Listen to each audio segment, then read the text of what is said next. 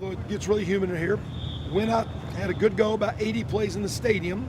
Had some lightning, brought it in. Did some really good short field situations. Only kicking we did a lot of kicking today if you saw it. The only kicking we did was punt team and a field goal. But if you put it all together, it's about 145, 147 snaps to be exact. So it was a long go. Thought we handled the weather pretty good. Defense had some takeaways, let a couple get away, could have got more. Tackled good. Offense didn't control the line of scrimmage. Defense did, and offense missed some big plays they need to make. Had some one-on-ones, had there just a little misconnection. We need to time up. Young players played really good. Coy Crunk, who's because of a couple of little nick-ups and nothing major. Those guys are back practicing, but had 74 plays. It's going to be really good. Starting out maybe as the most talented lineman we've had. He's really good. Ian Thomas coming on really good. Marcelino Ball coming on really good. Ian Thomas, the big tight end, first-year guy, coming on really good. Big Nati and Clyde it back. So some of those guys were good to see, but it was a good go. A lot to build on. A very good first scrimmage, and it looked like a good team. Looked like a good team first scrimmage. Where's the quarterback situation right now? The bulk of the last week, Lego's got the bulk of the work. And after the first week of practice, probably Danny was most consistent as the backup. And Austin King showing a lot of talent and a little bit more focus. Xander was a little greedy, casual. Xander's came back and had the best 3 days of anybody. So we're getting some good ebb and flow. Bulk of the work's going to Richard. I do like, though, the way that King's showing talent, needs to be more mature. And Danny's always been kind of solid. Xander's kind of locked in the best he's been, which is good, because sometimes he gets a little, can press a little or force a little or try to make something when it's not there. He's been more composed the last 3 days. He's been the sharpest the last 3. Richard's been the best throughout camp. Right now he's getting the bulk. To say somebody's a starter if we're playing today, Richard's playing, we might play more than one. And we're going to need more than one as we go. We hadn't figured out, except right now, Lego's getting the bulk of the work. And it's not to be coy, because someone's going to go out there first. And if we're playing today, he's first, so you can say he's the starter. But when he gets in a game, if he don't play well, maybe he's not the starter in the long haul. We'll see. And it's not motivation. They just got to keep doing well. It's the best this group has responded, and no one's being selfish. And they're kind of working. And I respect the way they're working together and helping each other. It's been good. It needs to be better, but it's been good. As you talk about that ebb and flow, is there any real rush to get to a point where you're comfortable saying one guy's number one, or do you want to leave that open and maybe see? We had the same thing years ago when Bradford got a job, and like he's going to be really good, and all of a sudden a couple scrimmages, the other guys look good.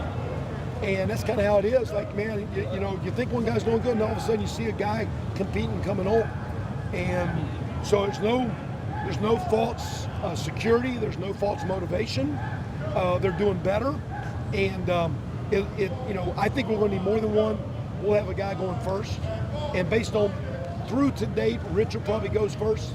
Xander's had an impressive couple 3 days.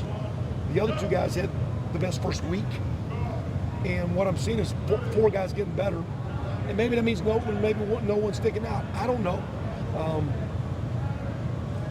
I think the other day one of them was 14-18 in the scrimmage. That don't suck. So, I think we're doing okay. And it's kind of, I think one of them's been 70% in team for the year in our defense. And in Skelly, it's not been that way. We're playing, in Skelly, our defense is wired us up. Our defense, you saw what Coach Allen's doing here. If they get lined up and get their eyes right, they're good. He's trying to do a lot of things to get our kids to think fast, process fast. When our defense is getting lined up, it's hard for the quarterbacks.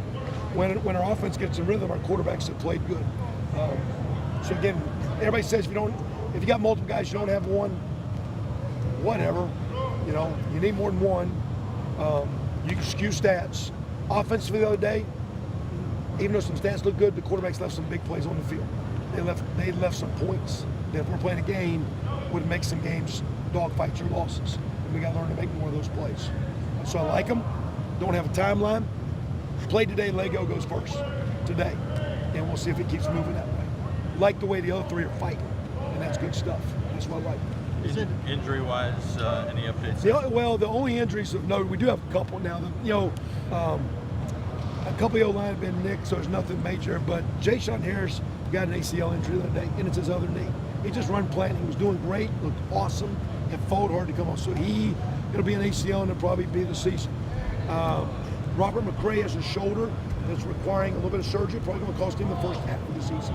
So those two guys right now are the only guys as we start won't be available. Probably Ja'Shawn for the for preseason.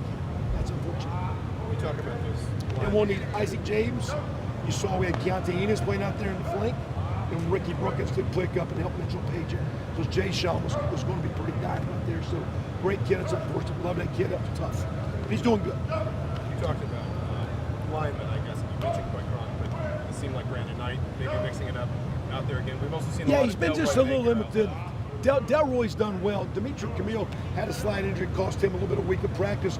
Delroy's maturing, playing as hard, practicing as hard. He's growing up, which is good to see. Sometimes it takes a guy a couple years. It's kind of about time for that. So Delroy's made a nice step. We're going to need that. Coy is awfully talented, going to be good. And we'll have Dimitri and B. Knight strongly in the mix. And that'll be the boatload guys, and Coy's going to be playing. He's probably as or more gifted than Brandon Knight or Jason starting out. He's a very, very gifted young player. He's going to be really good. He should be really good. Did that happen on Saturday with Jason? Yeah. Just caught a pass, or just made a cut, got it. Not even tackled. It's different, but kind of what happened to you. You got one in the summer, so some of those guys, when you plant that the league just gives them. ACL. So I think that was verified last night, and probably about a week they'll do surgery, and again, that's probably always ballpark 6 months. Camion's looking good. He's doing some team activities, not in tackle. We'll keep pushing him.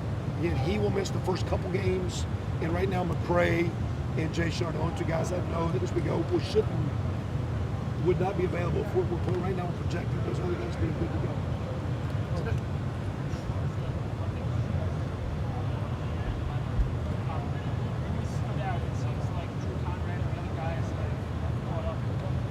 Yeah, Drew's been Cody, the JC guy, didn't have a good Saturday. Gideon's got a big leg, can be a little inconsistent. Drew's young, but was a very proven player at Center Grove. That's why the main reason we went outside for punt was to catch wet balls, snap wet balls, kick wet balls, and that is the one element of kicking that we got to push and make sure we're good there. We're working a lot on that team. Are you saying the consistency you wanted to see from Fan Bouchard? Very much. Best he's been. Stronger, more mature, more competitive on the ball. The bulk, we're playing him to the fields. That takes out some of the run support because he's more of a cover guy by body type. Actually playing Ben Bach at the boundary corner. The boundary corner in Husky is about the same. It's run support. One from the short side of the field. Were you good with the punt question? Okay. But the boundary corner and the Husky are basically doing a lot. They got to carry guys vertical and support the run. And Ben Bach was playing Husky, but the boundary corner is kind of similar there. And so that's if we were playing today, Marcelino Ball has really stepped up. Is looking great at the Husky. Very athletic, young. Will be picked on, as will Ben. But they're both mature. They're both playing well, and they're critical to the defense. D-line is down, but we're getting more out of Barwick, McCray. Brandon Wilson's growing up. Sykes is playing the hardest he's played, was very disruptive Saturday, and we're going to need a lot of those guys because that's a group where we need bodies, and some of those guys aren't overly huge in stature when you're losing guys like Latham and Rayner, some of those bigger bodies. They got to be hard and be felt, and Coach Hagan is doing a really good job, and Coach Allen of the culture of being disruptive up front, playing a lot of guys. Josh Brown, a walk-on's been very number 50, very impressed, or just playing hard. And we're going to need some of those bodies early in the year because we're going to have to play 10, 11, 12 D linemen down in South Florida and in Ball State and Wake in the open. We're going to have to. Those guys are doing great. Mark's doing a great job at the front, and glad he's back, and Tom's got him going. It's pretty good to see. Jake Robinson plays defensive tackle as well. Yes, and he's kind of a swing guy with McCray's deal. So that's why Sykes and Gooch, that's where Josh Brown's getting in the mix. And some of those guys on the edge, Brandon Wilson, and that frees up because J-Rob can be an end or go to D-tackle, him and Doherty. And again, Doherty's done very, that group is playing hard. And they're actually having the best of the O-line right now, which is good to see. Our O-line needs to pick it up. Anything else? As far as Jason, I mean, just how hard is that for him? And He's been unbelievably good. It's kind of harder for, I think, some medical guys or coaches because he's a great kid. He's worked hard. He didn't play as a freshman. We took a lot of time where we didn't push him back through spring ball, being a smaller guy, to get him well. And Matt was really having a pretty dynamic camp. Because Mitchell Page developed and took over and became very good. You're worried losing Mitchell, and we lost Shane. Well, Mitchell Page answered the call. And then when Jay Sean came back, it's like, wow, there was two dynamic players.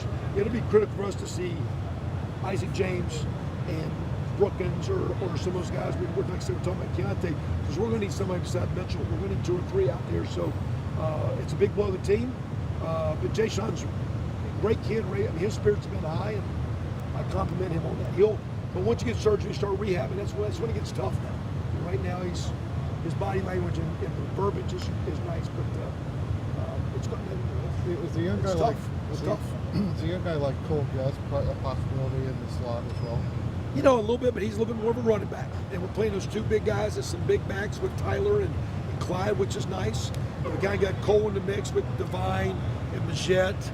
And so it's kind of like those 4 guys are at tailback. It'd be Rick. Keontae's out in the slot.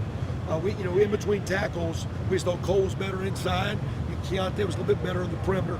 So it's kind of it's Redding, and it's Majette, and it's Williams, and it's Cole Guest, and then you can go big back with Clyde and the T, and then we got Ricky outside with Keontae open that slot.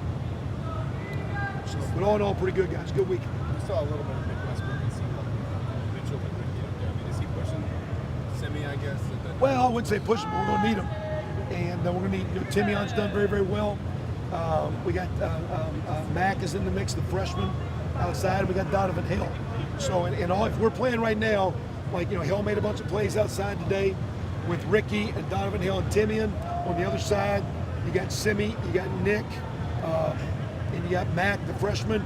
And then at the slot position, you can sit there with Mitchell, you got Isaac James, and you get the Ricky Brookins and Keontae. We're going to play 8-9, and that's 10 right now. So it's a good deal. Good guys? Thanks. Awesome. Thanks, guys.